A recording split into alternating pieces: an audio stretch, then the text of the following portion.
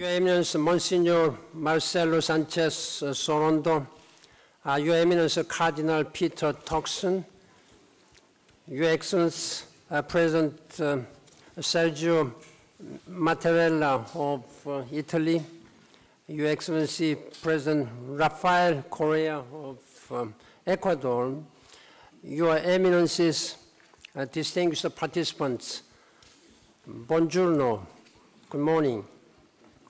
I thank the Pontifical Academy of Sciences for hosting this important symposium, and His Holiness Pope Francis for extending such a warm welcome. Pope Francis and I just had a very fruitful meeting this morning and covering wide-ranging of issues affecting our world these days.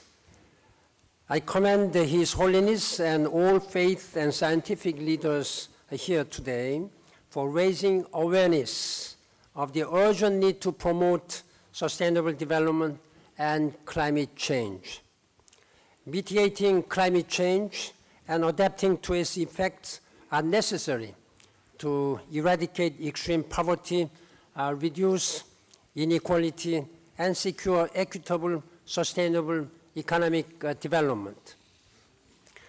That is why I say climate change is a defining issue of our times.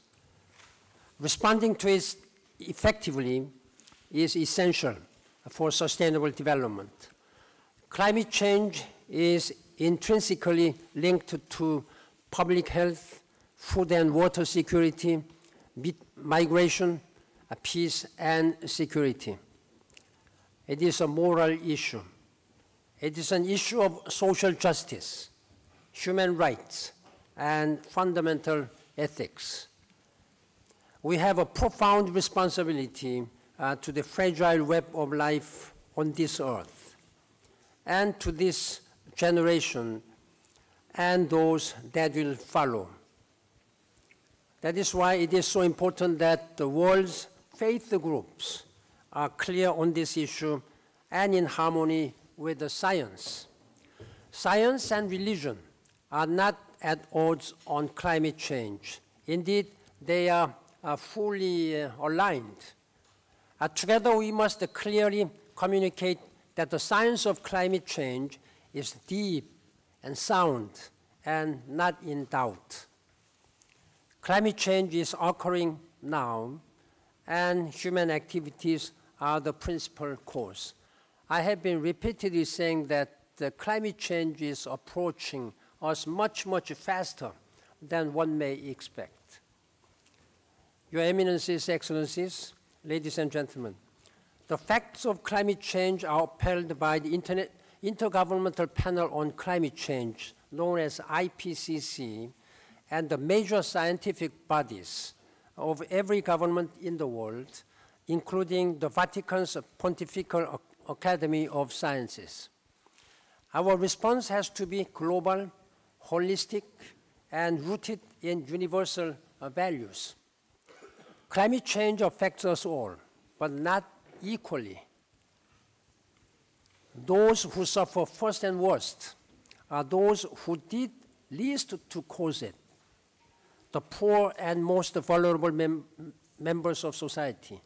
While they didn't do much, they are affected much more severely than developed world because they do not have any means and resources to mitigate and adapt to this changing situation. Around the world, I have seen how floods, droughts, rising sea levels, and melting glaciers, increasingly severe storms are causing terrible harm and prompting families to migrate, often at great peril. I'm not an economist, I'm not a scientist either, but I only know that climate change is happening. But I didn't have much knowledge. That's why during last 8.5 years, I have been traveled all around the world, wherever I could see, with my own voice, with my eyes, so that I could raise these sounding alarms to worlds. I have been to Antarctica, North Pole, Greenland, Iceland, Aral Sea. Any place you name, I have been there. In July, I'm going to visit North Pole again to see how much the situation has changed in North Pole. As His Holiness Pope Francis has said, I quote, "We need to see with the eyes of faith the link between natural environment and the dignity of human person," end of quote. The most vulnerable must be foremost in our thoughts this year as governments construct a global response to climate change and the new framework of sustainable development. The new Sustainable Development Goals, known as SDGs instead of MDGs, which will be adopted in September, will provide a holistic approach that puts social and environmental objectives on par with economic objectives, eradicating extreme poverty, ending social exclusion of the weak and marginalized, and protecting the environment are values that are fully consistent with the teachings of the great religions. Yesterday, together with the Prime Minister Renzi of Italy and Madame Mogherini of European Union, we went out to see how this operation of rescuing migrants coming from Africa are now being done. I was briefed on a naval ship, San Giusto. I was briefed by them about this Mare Securo. The Mediterranean Sea, known as tranquility and peaceful, has become now a sea of misery, a sea of tears. Then why do they have to risk their lives knowing that they will be drowned to death? Because they do not have any hope. Either they stay in their homes or they come to the sea. They know that either way they will die or live. They risk for a slim chances of their life for better chance, better opportunities. That we have to address with a compassionate leadership and human, very warm hands. I really appreciate the Italian government and many European countries who really send their helping hand, particularly Italian government and people. The United Nations too champions the disadvantaged and vulnerable people. We share a belief in the inherent dignity of all individuals and sacred duty to care for and wisely manage our natural capital. And we believe that when people strive towards a common goal, transformational change is possible. That is why we work in partnership. That is why I am appealing to the faith leaders and all scientific leaders and political leaders. We have political leaders present. If ever there were an issue that requires unity of purpose, I think it is climate change. Science tells us that we are far off track from reducing global emissions sufficient to keep global temperature rise below 2 degrees centigrade. The way we are now using our energy, the way we consume, the way we emit, seems to suggest that the global temperature rise is now going up to 4 to 5 degrees rise by the end of this century.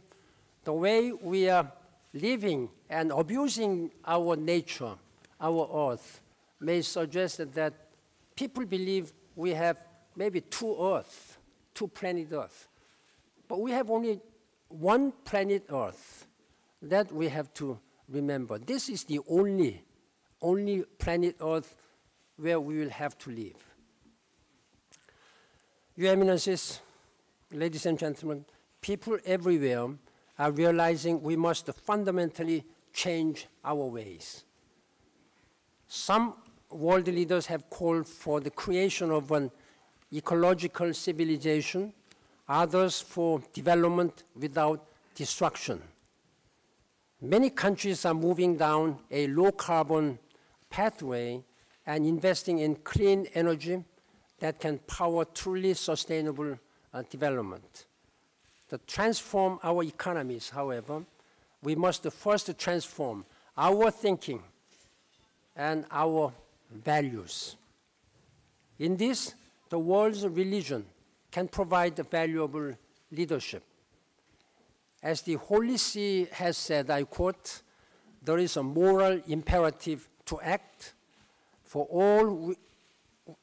we all bear the responsibility to protect and to value creation for the good of this and future generation." End of quote. I very much look forward to the upcoming encyclical by Pope Francis. I was told by His Holiness that this is ready, maybe in June, but they are, as Monsignor has said, it seems to be in the process of translation.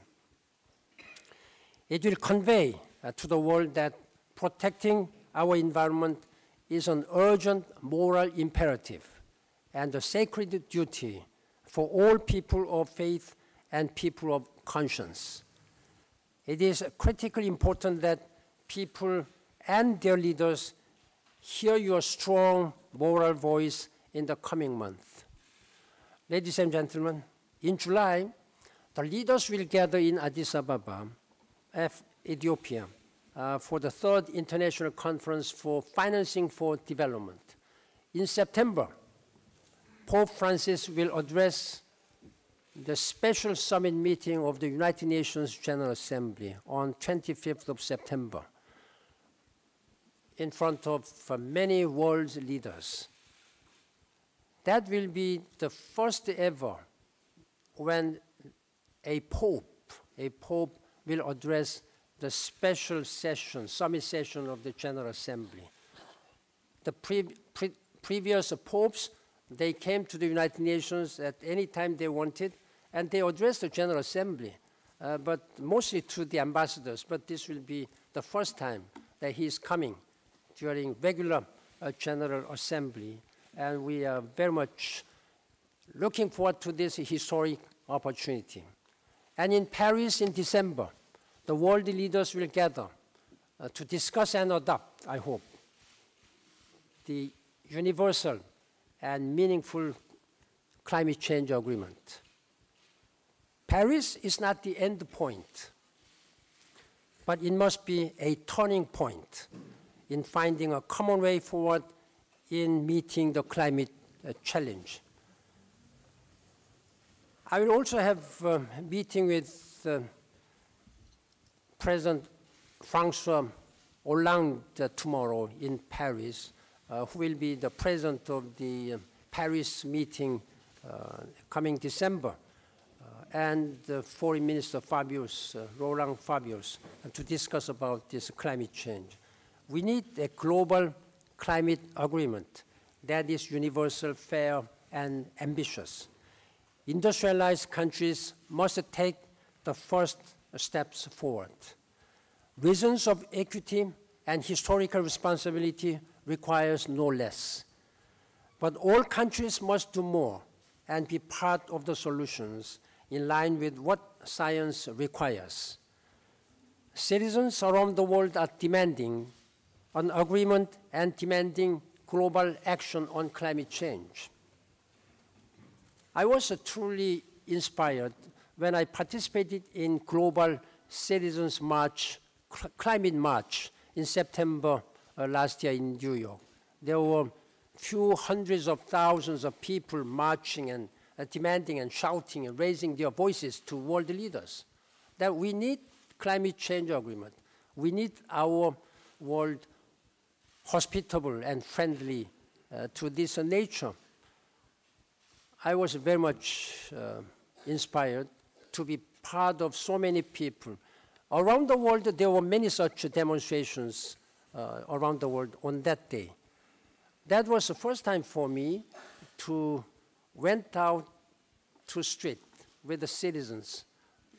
First time I did was in 1960s when, as a student, college student, I was going to the street for democratization of Korea at the time. I sincerely hope that the world leaders will listen to that voices. Your Excellencies, Eminences, your influence is enormous. You speak to the heart of humanity's deepest hopes and needs. You can remind us all that we do not exist apart from nature, but are part of wider creation. Nature does not wait for us. Nature does not, we cannot negotiate with nature. That is clear that we have to adapt to change, to the changing nature. Together, the major faith groups have established, run, or contribute to over half of all schools worldwide. You are also the third largest category of investors in the world. I urge you to invest in the clean energy solutions that will benefit the poor and clear our air. Sustainable development requires sustainable energy for all. I also urge you to continue to reduce your carbon footprint and educate your followers to reduce thoughtless consumption. Your Eminences, Excellencies, ladies and gentlemen, we are the first generation that can end poverty in our lifetime, and the last generation to tackle climate change before it is too late, before we will have to regret. Future generations will judge us harshly if we fail to uphold our moral and historical responsibilities. This year, with the upcoming encyclical, the Sustainable Development Goals Summit meeting in September, and the Global Climate Agreement in December, we have an unprecedented opportunity to articulate and create a more sustainable future and a life of dignity for all. This is a future in which we are good stewards of our common home and good neighbors to all. Ladies and gentlemen, I am deeply grateful to, first of all, His Holiness Pope Francis, and to all religious faith leaders and scientists, economists, for your moral leadership. And thank you for your strong commitment. Let us work together to make this world better for all, where everybody can live with dignity, in peace and harmony. I thank you very much. Grazie mille.